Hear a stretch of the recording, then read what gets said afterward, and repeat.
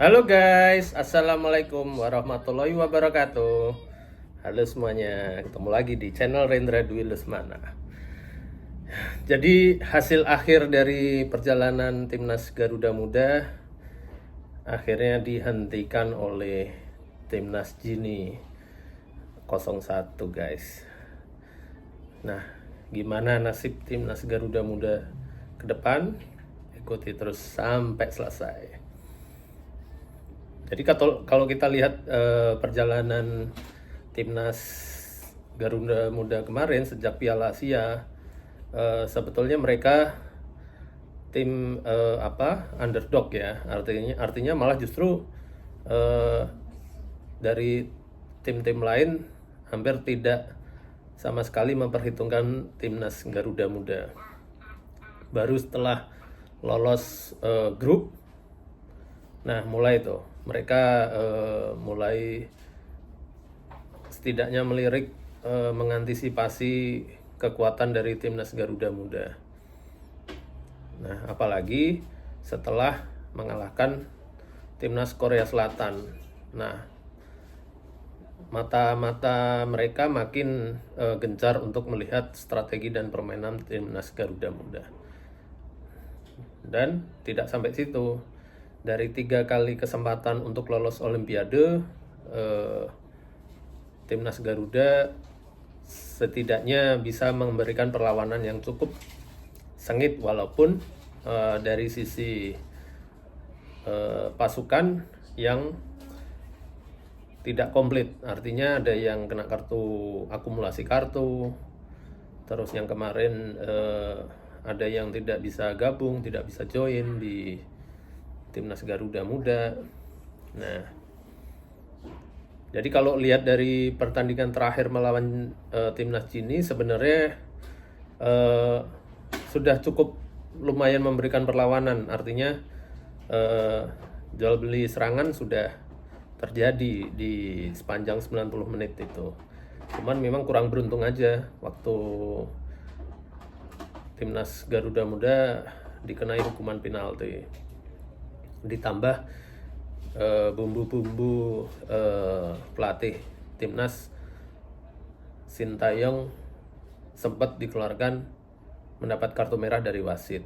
Itu sempat lama tuh di situ. Ya memang kalau dari permainan mungkin secara fisik dan stamina mereka timnas Gini agak unggul ya. Dan kalau saya lihat mungkin agak telat panas di timnas Garuda Muda. Artinya setelah beberapa menit menjelang berakhir baru mereka sepertinya udah all out untuk mengejar ketertinggalan itu. Nah, kalau dari strategi permainan memang susah juga ya, karena kedalaman squad timnas Sintayong ini dari pemain naturalisasi dan pemain lokal memang agak sedikit mempunyai gap yang agak lumayan. Jadi ketika ada satu pemain naturalisasi yang tidak bisa ikut seperti Hapner, sepertinya agak susah untuk digantikan karena secara visi permainan dan mental di lapangan memang jauh berbeda antara pemain yang sudah sering bermain di Eropa.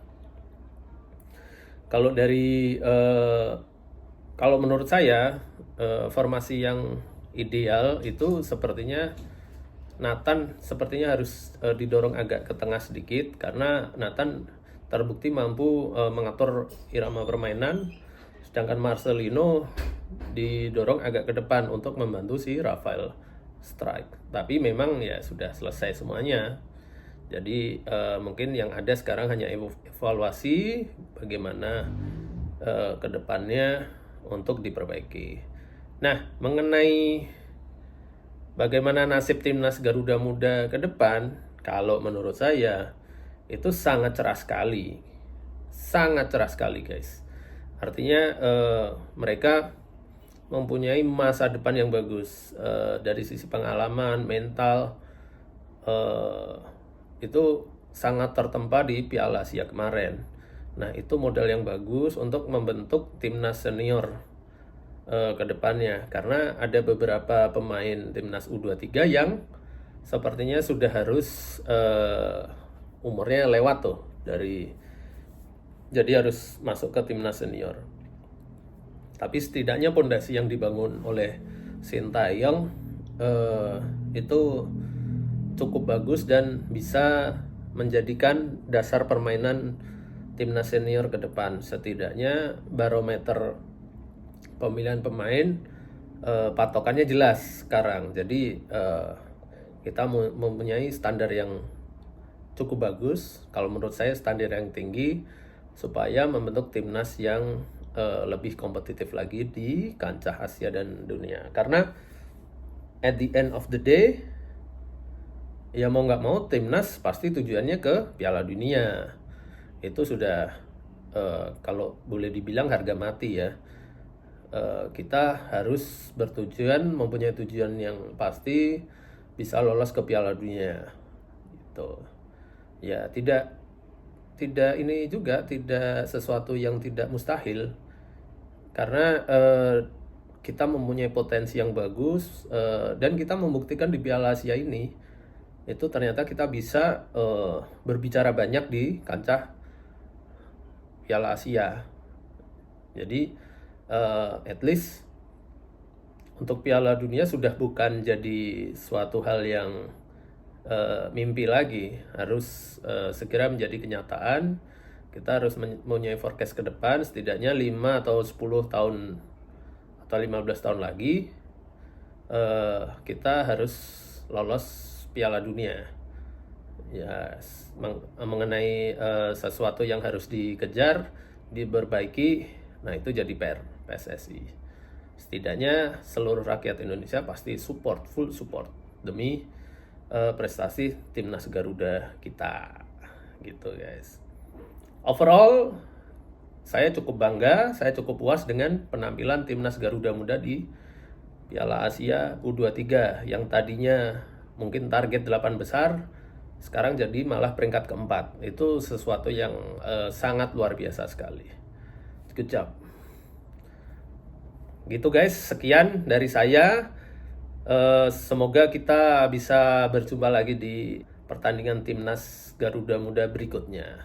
Merdeka! Wassalamualaikum warahmatullahi wabarakatuh. Bye.